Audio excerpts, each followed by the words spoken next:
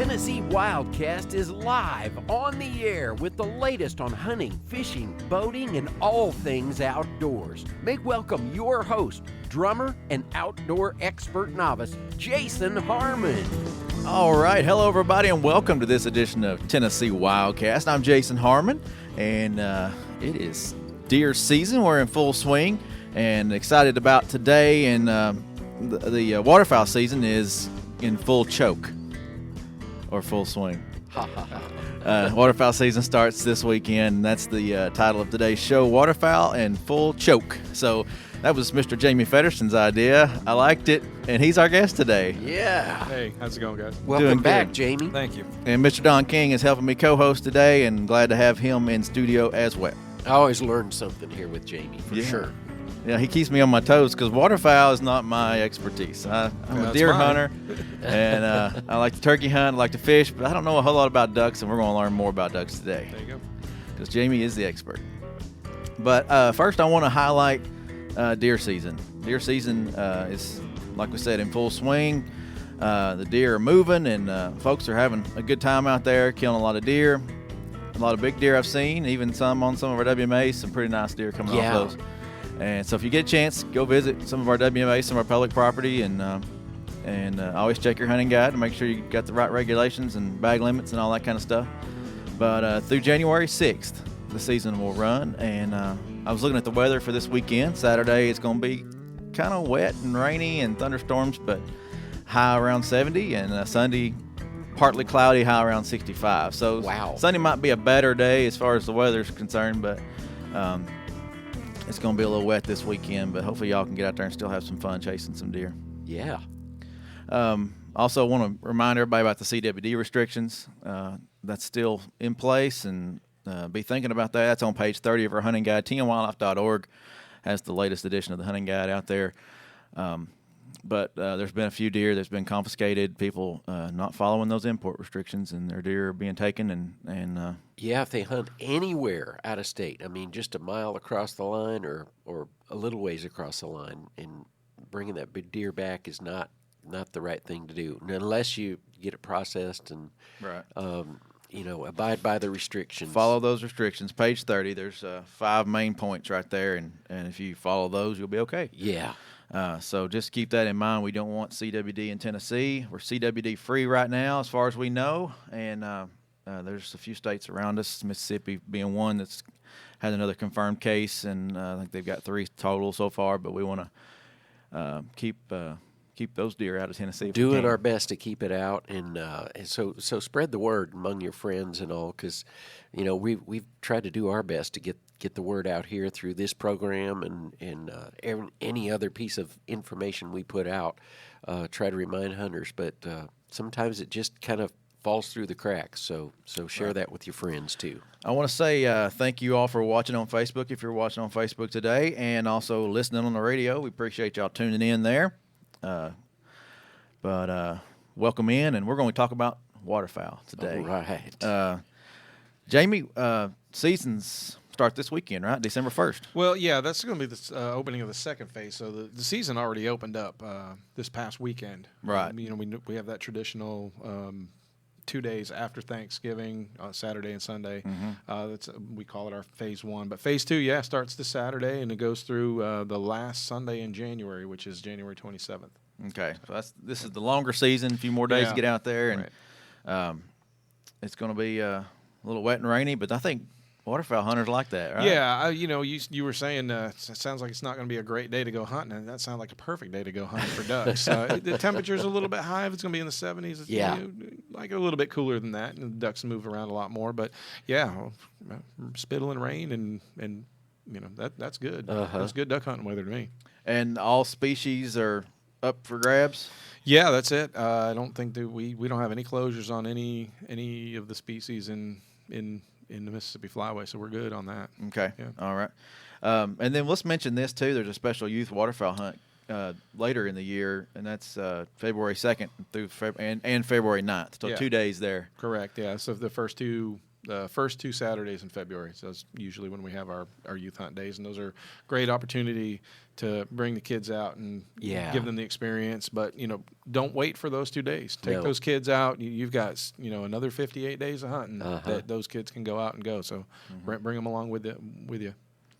And then also goose seasons are open as well. They run through, a lot of them run through February 10th. Yeah, I think we last year we did some reconfiguration of our goose seasons to get them all to align, starting on the same day and ending on the same day. So I think the only one that maybe comes up a little bit short is white-fronted goose, I think. Okay. I don't have the guide in front of me. I don't quite remember, but looks like white-fronted is December 1st through February 10th. Oh, okay, yeah. Yep. Sorry. So we were able to get that to align. I think it was. Yeah, I guess maybe it was some of the earlier days that we couldn't get them to align. So page 22 and 23 of the Hunting Guide, tnwildlife.org. Yeah, so we've got all the geese. Check it out. All the geese lined up with a completely overlap waterfowl season, and they all end together on February 10th. Or that's what we said, right? Yeah. Yep. February 10th. And you wanted to mention also the Sandhill Crane season. Yeah, Sandhill Crane season. We've been, golly, I think it might be our 6th year going into this, 7th year maybe. I've lost track. It's an institution now. So overlaps with the second phase of waterfowl season, December 1st through January 27th. We've still got our southeast crane zone. We issued tags for folks to hunt in those areas back in August. We had a hand draw over at Meigs County. Oh, no, it was Ray County High School. It was Ray County High School. Issued out a lot of tags. We issued more tags this year than we had been able to in the past. Those folks got 3 tags apiece, can harvest 3 cranes throughout the season. Then we did our computer draw at the end of September. Folks that were issued tags during the computer draw, they each got 2 tags, which is 1 more than they got last year. So less people were issued tags, but what we heard from public input was, hey, look, 1 tag is great, but 2 tags would be even better. We thought that was a good idea. Lots of people, when you're out there, it's a lot of effort to get out there and harvest a crane. So a little bit of a reward for those folks that are putting in the effort, getting that extra crane. Those tags are good anywhere in the state, including the crane zone. Something different that we've got this year. In the past, we've provided a mail-back check-in card. So each tag that was issued had a corresponding mail-in check-in card. They'd fill it out, send it in to us. That was getting pretty costly, time-consuming on our end, putting in that data. So we've worked with our licensing and permitting folks, and we've got online check-in for Sandhill cranes now. So basically, you can really check in a crane any way that you can check in a deer. You should be able to check in your crane. Okay. That includes going to an actual physical check station if you need to. So that's or through the app. Yeah, through the app, through the Real System Online. However, any way that you can check in a deer, you should be able to check in your crane. And we really are. That's what we need people to do. Check in your cranes that way. Of course, we've also are required by federal law to do some postseason surveys, get information from folks about how they hunted cranes and things. So we've always had a mail back survey. We didn't provide that to the statewide computer drawn folks. There should be, when they go to check in their crane, there should be an option to fill in their postseason survey online. So that's how we would like, and we urge those other folks that have.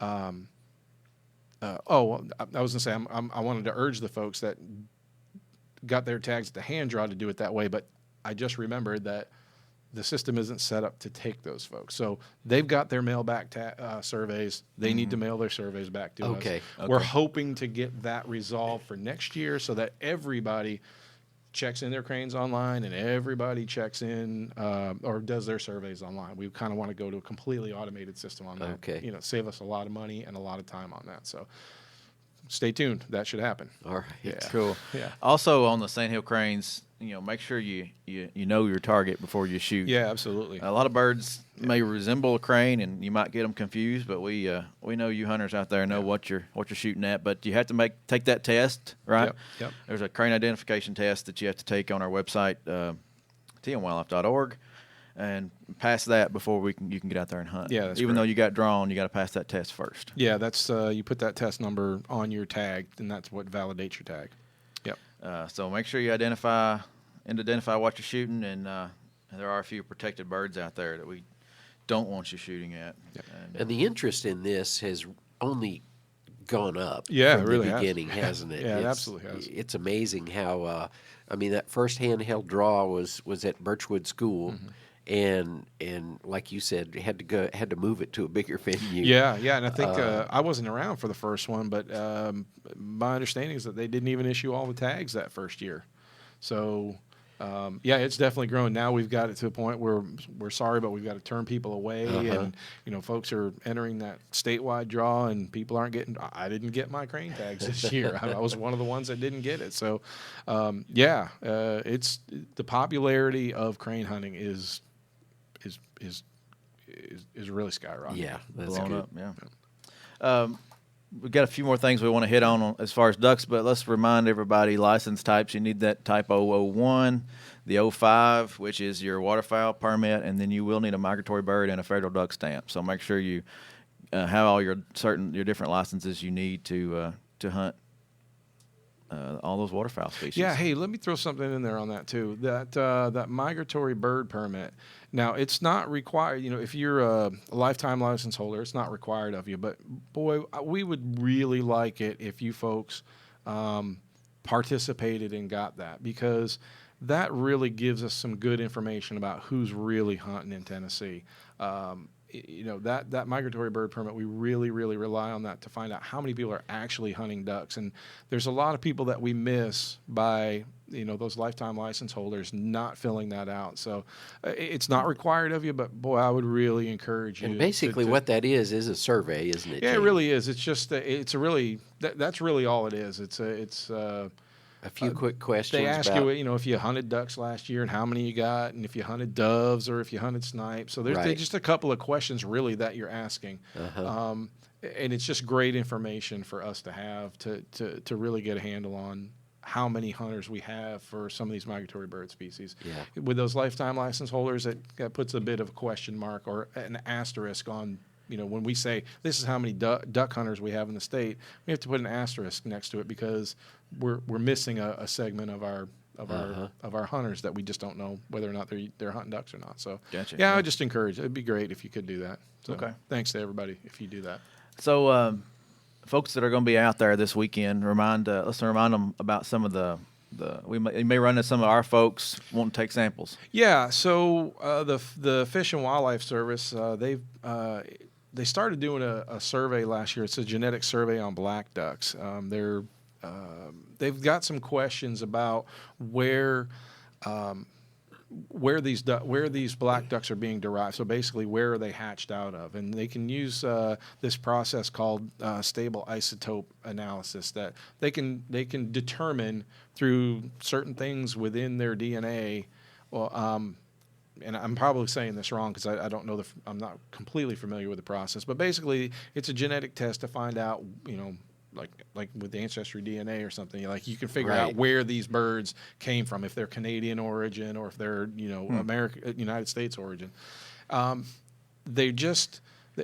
lot of what they've been doing, what they did last year was they used wings from the wing bee. So there's a certain segment of the hunting population that actually will mail in wings to the Fish and Wildlife Service every year, and that's part of that information is used to determine age and sex ratios in the harvest. How many juveniles were killed, how many females were killed. Mm-hmm. But so they didn't get enough wings from the Mississippi Flyway black duck harvest. Just not enough folks are harvesting black ducks that are participating in this program. Uh-huh. So the Fish and Wildlife Service asked us, hey, can you guys get out there and try to collect some additional black duck wings at check stations or boat ramps or whatever? So we put the call out. We're probably going to have some Fish and Wild or TWRA staff out at boat ramps, common duck hunting areas, and just going to ask if they can clip a wing off of your black duck. So if you're not planning on having your black duck mounted, please, I'd encourage you to allow one of our staff members to clip that wing so that we can send it in to the Fish and Wildlife Service and they can use that as part of this genetic study. So it's really the study is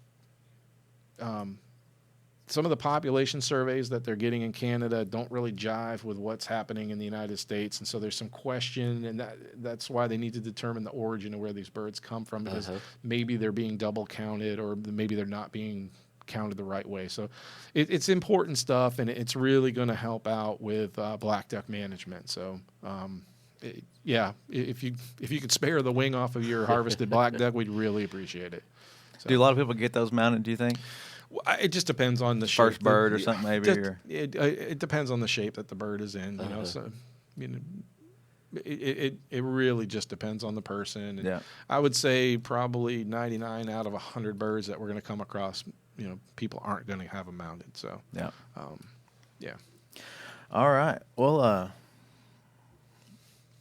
let's move into the option to extend this season setting or the dates of the season. Yeah, so this is going to be a big thing for us over the next couple of months. The way duck seasons are set, the Fish and Wildlife Service, of course, they're the ultimate managers of migratory birds. They're the ones that set out the rules for how states can set the season, their duck seasons or their hunting seasons for migratory birds. And the framework, so they set out this document that has frameworks of how states can set their seasons. And for the longest time, it's been a really long time, that closing date, the last day that the state could have a duck season, was the last Sunday in January. And so sometimes that might be January 23rd, 24th. Sometimes it's actually January 31st. Well, this year it's the 27th. This year is the 27th. I think next year it might actually be the 31st. I'm not quite familiar, but anyway. So what we hear in Tennessee, these mid-latitude states and south, hunters want to hunt as late as possible because birds come back. Yeah, later. They're still there. Yeah, and so if we have the opportunity to hunt until the last day of January, I mean, that's what people want. I mean, you're not really getting 7 more days. You're just getting your days shifted a little bit. Because you're only allowed 60, right? Right. We're only allowed 60 days. And so, but if we can hunt as late as possible, that's what people want. Well, this year, it won't happen for this season, but for the 2019 and 2020 season, we will have the opportunity to set the seasons at January 31st to end on the 31st. Mm-hmm. And we're pretty certain that's going to happen from here on out. So well into the future. Uh-huh. That places a lot of complication on me as the statewide waterfowl coordinator. How do I set that season? Because January 31st doesn't always end on a Sunday. Mm-hmm. It's not always. It could be a Wednesday. It could be a Thursday, Tuesday, whatever. And so you start thinking, do you want to end the season in the middle of the week? And the way we have our season set, we have our 2 days after Thanksgiving, and then we have another 58 days to play with. Well, the way we've got our 58 days set up right now, it works out perfect. If you go to the last Sunday in January and count back 58 days, that's always the first Saturday in September. Uh-huh. December. Uh-huh. So you're always starting on a Saturday. You're always starting on a weekend. You're always ending on a weekend, and so that's good for a lot of people. Well, if you end on a Wednesday and you count back 58 days, starting in the middle of the week. You're starting on December 5th. It'll always be December 5th. Okay, yeah. And December 5th could be a Wednesday or a Thursday. So then you start thinking, well, is that what people want? Do people are they okay with starting in the middle of the week? It might take one of their weekends or something too. It could. And if you look at the calendar and you start counting days and you're looking at it that way, I think it's like 5 out of 8 years, you actually lose an entire weekend of hunting. So for some people, that's a big deal. Yeah. I mean, they can't hunt during the week, and all they get is the weekends to hunt. So there's a lot of things to think about. You know, a hardcore, diehard duck hunter who's going to hunt 50 plus days out of the year, they don't care. They probably don't care if it starts on a Wednesday and ends on a Wednesday. They're going to be out there. Right. Guides, they're going to be out there no matter what. And it might impact them a little bit because they probably get more business on the weekends. And if they lose a weekend, that might, financially, that could impact them. So there's a lot going on there as to how we want to set up the season. We want to go as late as possible, but where you place all those other days, do you start on a Saturday? There's a lot out there. So I wish I had it for you now, but I'm trying to get a survey set up online that, we want folks to tell us, how do you want us to set our duck seasons? What's the best for you? It's not ready to go yet, or I would give you the website to go to. Right. I just don't have it. It's not there yet. So within a couple of weeks, I want to get that going. I want to get it up there, but I want to get people thinking about it now. Sure. And realize. And we'll do our best to get that word out through social media, news releases, or whatever. Put it on our website. We need as much input as possible to try to make the best decision, the best recommendation for a season that is acceptable to the most hunters. Right. I know we're not going to get agreement from everybody. I just know it because I've already talked with a dozen people, and I've gotten a dozen answers. Pretty much, I've gotten like 6 different answers of how to set it up. So, but we need to figure out what's going to work out best for the most hunters, and in order to do that, we need to get as many hunters telling us how they want us to set the season. Okay. What would be the best for them. Well, more to come on that. Yeah. We'll have, like I said, surveys and information on social media, on news releases. We'll get the information out to you so you can provide us some input. Yeah. So, how about some of this? Q&A. All Get your questions answered. TWRA Q&A. All little Q&A. Yeah, this is one of our new segments, Q&A, and Dawn's talked to Claire up front at the front desk, and she's got some questions today. Claire's been fielding some calls coming in having to do with checking in your deer. A lot of folks are using the app out there, and that's great. Using it out in the field, you can check it in actually before you even get it back to the truck. In some cases, if you got service out there, most people do. Anyway, the little difficulty comes when you're hunting with your say a son or daughter or a friend, and you pull out your smartphone, you say, oh, well, I'll just check it in for you. Well, it sounds like a good plan, and that is a good plan, but you got to be sure that you log out of your account first before you do that, and log in with your friends or your sons or daughters' ID, and that way you're not checking in $2 in one day, or exactly. Yeah, that it gets complicated, and people just don't think about it. Sometimes you think, oh yeah, I'll just do it right here. Well, yeah, then it's you have to call in and sort it all out, and it gets, like I said, complicated. So anyway, just a heads up on that. Make sure you do log out before you check in someone else's big game, deer. So anyway, another question I think probably coming in quite a bit is the Sandhill Crane Festival. When is that? I don't know if we mentioned that earlier, but Sandhill Crane Festival is January 18th through the 20th, and the season shuts down. The Sandhill Crane season shuts down during those times for that southeast zone, right? Right, only for that southeast zone. Yep. So they'll close there so people can enjoy the birds and watch them. They're always there at Hiawassee Refuge. They fly in every year and are awesome to watch. And Mimi Barnes, our information lady in Region 3, she's always making sure that festival goes off without a hitch. And that's right. And that'll be at the Birchwood School again, on the home base for it. You can go there, park, and ride the shuttle out to the Hiawassee Refuge. There's a lot of gear out there. You can take a look through some lenses and scopes and really take that in. And it's a great thing to take the kids to, the whole family, and they serve food at the Birchwood School. It's always good. I can vouch for that. Yeah, I can too. And my band will be playing there too.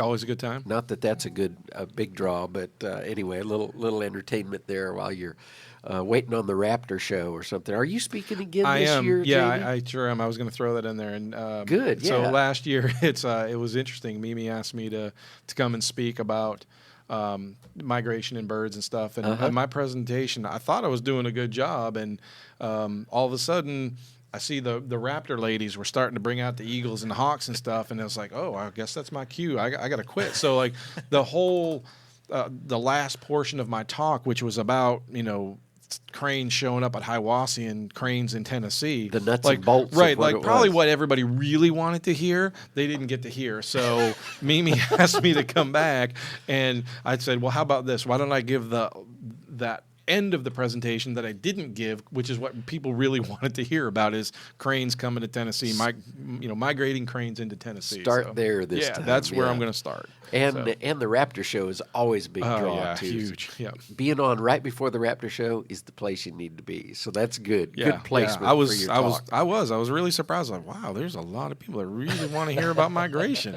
And then it wasn't until after I was like, oh, I get it now. It really wasn't me. A good seat for the Or for maybe the Raptor show. Maybe I was the draw for the For the the Raptors. Raptors. Yeah, the there you Raptor go. ladies got Two great segments. We got to get there on time. right. Oh man. Well, hey, and another thing too, we're going to try to do a show out at Hiwassee Refuge. Yeah. I think that's a week before, or maybe a couple of weeks before the festival. So hopefully we'll see some birds and be able to do a show right there at the viewing tower. So I thought that would be pretty cool. I'm thinking that'll be good timing. Yeah. So Miss Maybe Mimi some birds Barnes out will be our co-host on that one, and I think we're going to try to have David Haney as a guest. He's our bird guy upstairs, our ornithologist, I guess you could Yeah, call there him. you go. Good. Watchable wildlife guy. So he'll have some information for us on San Jose cranes and other bird species to go look at. So that should be fun. So tune in to Tennessee Wildcast. We're here every week, and make sure you listen on the radio or watch on Facebook, YouTube, TWRA TV. We're out there in all kinds of places. We appreciate our radio listeners for sure, and keep tuning in week to week and checking out the Wildcast Extra as well. Yep, Wildcast Extra on the radio and all kinds of information out there for you, the sportsman, the wildlife watcher, just to keep y'all informed, keep y'all up to date on what we're doing here at Tennessee Wildlife Resources Agency. So, thank you, Jamie. Yeah. Hey, thanks, guys. Thank you, Don. You betcha. And we'll see you all next time right here on Tennessee Wildcast. Thanks for tuning in. Stay connected with TWRA by visiting our website at tnwildlife.org and follow us on Facebook, Twitter, and Instagram. Hey, it's all about Tennessee wildlife. It's what we do. Tennessee Wildcast will be on the air again next week. We'll see you then.